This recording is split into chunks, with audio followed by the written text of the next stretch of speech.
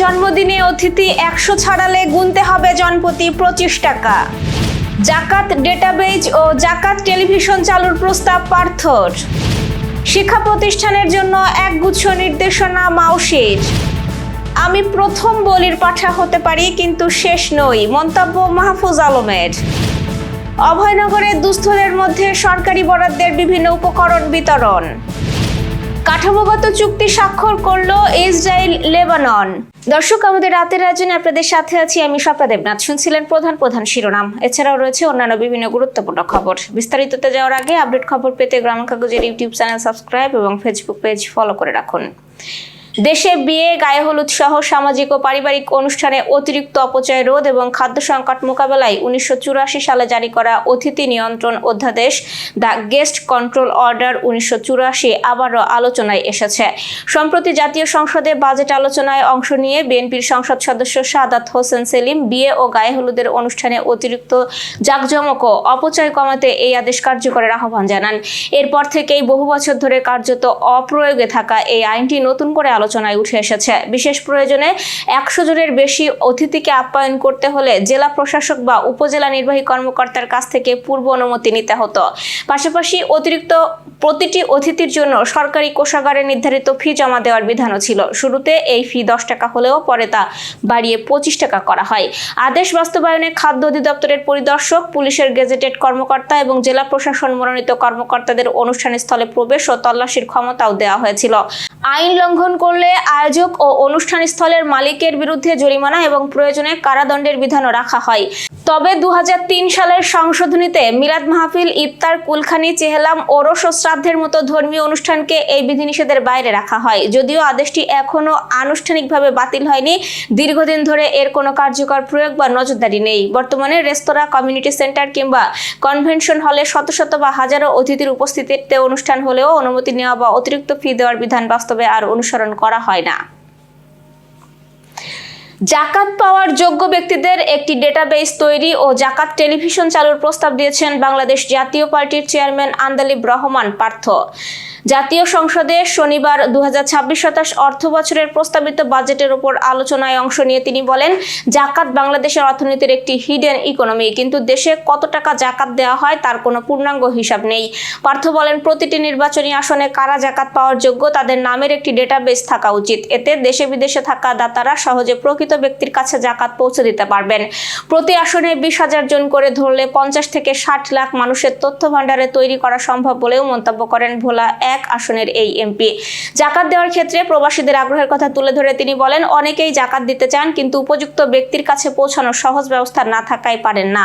Website বা অ্যাপের মাধ্যমে জাকাত পাওয়ার যোগ্য ব্যক্তিদের চিহ্নিত করার পাশাপাশি জাকাত ব্যবস্থা জনপ্রিয় করতে জাকাত টেলিভিশন চালুর প্রস্তাব দেন তিনি দাবি করেন, বর্তমান সরকারের 4 মাসের সময়ে বড় ধরনের কোনো ব্যাংক লুট বা রাজনৈতিক পৃষ্ঠপোষকতায় ব্যাংক দুর্নীতির ঘটনা ঘটেনি, তাই সরকারকে একটি কল্যাণ রাষ্ট্র গড়ে তোলার সুযোগ দেওয়া উচিত।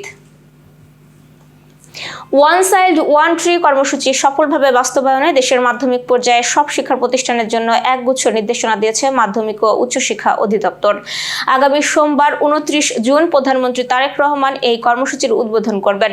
আজ মাউশির এক চিঠিতে এই তথ্য জানানো হয়েছে। এই চিঠি সব শিক্ষা প্রতিষ্ঠান প্রধানকে পাঠানো হয়েছে। চিঠিতে বলা হয়েছে, বাংলাদেশ সরকারের নির্বাচনী ইস্তেহারের অন্যতম প্রতিশ্রুতি ওয়ান চাইল্ড ওয়ান ট্রি কর্মসূচি বাস্তবায়নের লক্ষ্যে বিভিন্ন কর্মসূচি গৃহীত হয়েছে। এরই অংশ হিসেবে মাধ্যমিক ও উচ্চশিক্ষা অধিদপ্তরের আওতায় বাস্তবায়নাধীন learning acceleration in secondary education project কর্তৃক মাধ্যমিক পর্যায়ের সকল সরকারি ও এমপিওভুক্ত শিক্ষা প্রতিষ্ঠানে জলবায়ু অনুদান বাবদ 5,000 টাকা করে প্রদান করা হয়েছে। এই অর্থ দিয়ে প্রতিটি শিক্ষা প্রতিষ্ঠানে একটি ফলদ, একটি বনজ, একটি ঔষধি বৃক্ষ রোপণ, ব্যানার ফেস্টুন তৈরি এবং সেমিনার বা র্যালি আয়োজনের নির্দেশনা প্রদান করা হয়েছে। অন্তর্বর্তী সরকারের সাবেক উপদেষ্টা মাহফুজ আলম সামাজিক যোগাযোগ মাধ্যমের ফেসবুকে একটি রহস্যময় পোস্ট শেয়ার করেছেন। পোস্টে ভাতৃঘাতী সংঘাত এড়িয়ে সর্বোচ্চ ঐক্য গড়ে তোলার আহ্বান জানান তিনি। আজ দুপুরে নিজের ভেরিফাইড ফেসবুক অ্যাকাউন্টে দেওয়া পোস্টে তিনি নিজেকে প্রথম বলির পাঠা হবেন উল্লেখ করে একে একে আরও অনেকে লক্ষ্যবস্তু হতে পারেন বলে সতর্ক করে এই পোস্টটি করেন। পোস্টের শুরুতেই মাহফুজ আলম লেখেন, আমি প্রথম বলির পাঠা বা টার্গেট হতে পারি কিন্তু শেষ নই। একে একে আপনাদের সবাইকে টার্গেট করা হবে। এর পরিণতি আপনারা সামাল দিতে পারবেন না। এরপর তিনি লেখেন, শত্রুর সেবা করে কেউ বলির পাঠা হবেন না। বলির পাঠাদের শেষ পর্যন্ত উৎসর্গ করা হয়। সব ধরনের ভাতৃঘাতী সংঘাত এড়িয়ে চলুন, সর্বোচ্চ ঐক্যের লক্ষ্যে কাজ করুন। তবে এই পোস্টে মাহফুজ আলম কোনো ব্যক্তি, গোষ্ঠী বা নির্দিষ্ট ঘটনার কথা উল্লেখ করেননি। ঠিক কোন প্রেক্ষাপটে তিনি এই মন্তব্য করেছেন সে বিষয়ে স্পষ্ট করেননি। এবার যশোর সহ আঞ্চলিক সংবাদ।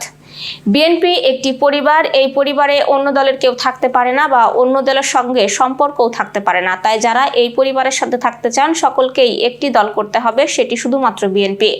যশোর সদর উপজেলা চাষড়া ইউনিয়ন কৃষক দলের কর্মী সভায় প্রধান অতিথির বক্তৃতায় ইউনিয়ন বিএনপির সভাপতি রেজাউল করিম এসব কথা বলেন। এ সময় অন্যান্যের মধ্যে বক্তৃতা করেন জেলা কৃষক দলের আহ্বায়ক উপাধ্যক্ষ মকবুল হোসেন, সদর উপজেলা বিএনপির সাংগঠনিক সম্পাদক আব্দুর রাজ্জাক, কৃষক দলের সদস্য সচিব মহসিন আলী, যুগ্ম আহ্বায়ক মনিরুল ইসলাম, চাষড়া ইউনিয়ন পরিষদের সাবেক চেয়ারম্যান গোলাম মুস্তফা সহ অন্যরা।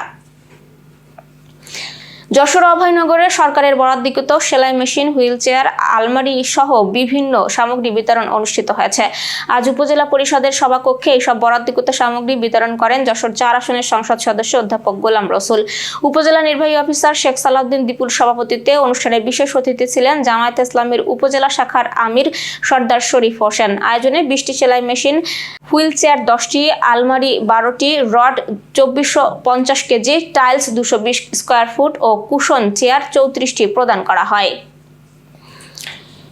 খুলনার কপিলমুনির কাশিমনগরে মাদক ব্যবসায়ী হত্যা মামলার আসামি মুহিদুল গাজীর বিরুদ্ধে এলাকাবাসী ঝাড়ু মিছিল ও মানববন্ধন করেছে। আজ বিকেলে শত শত মানুষের উপস্থিতিতে ঝাড়ু মিছিল ও মানববন্ধন অনুষ্ঠিত হয়।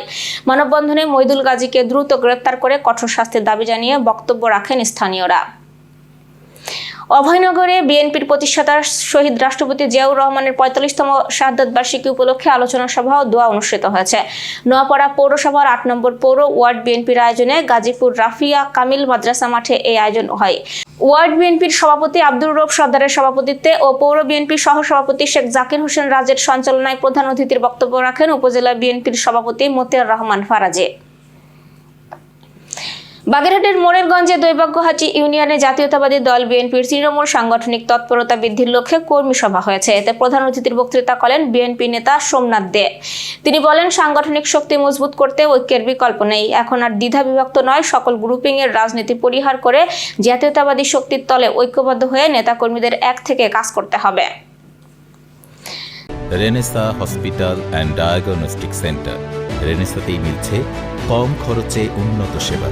তাই নিশ্চিন্তে আমাদের সেবা নিন, সুস্থ থাকুন।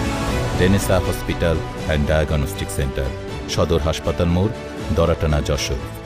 দর্শক, শেষ করব আন্তর্জাতিক সংবাদ দিয়ে। যুক্তরাষ্ট্রের মধ্যস্থতায় একটি কাঠামোগত চুক্তিতে সই করেছে ইসরায়েল ও লেবানন। তবে এতে লেবাননের দক্ষিণাঞ্চল থেকে তাৎক্ষণিকভাবে ইসরায়েলি সেনা প্রত্যাহার ও হামলা বন্ধের কোনো বাধ্যবাধকতার কথা উল্লেখ নেই।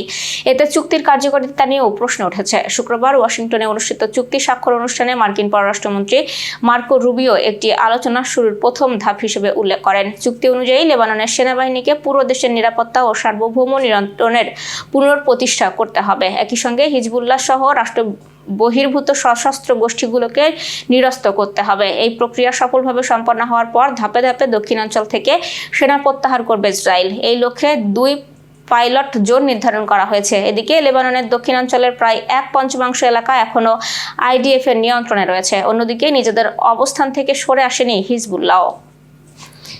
দর্শক, এ ছিল আজকে রাতের আয়োজন। এরপর সকালের খবর দেখার আমন্ত্রণ জানাচ্ছি। বিদ্যুৎ ব্যবহারে সাশ্রয়ী হন এবং সেই সাথে সচেতন হন পানির অপচয় রোধে এবং হাম ও মশাবাহিত রোগ সম্পর্কে। শুভরাত্রি।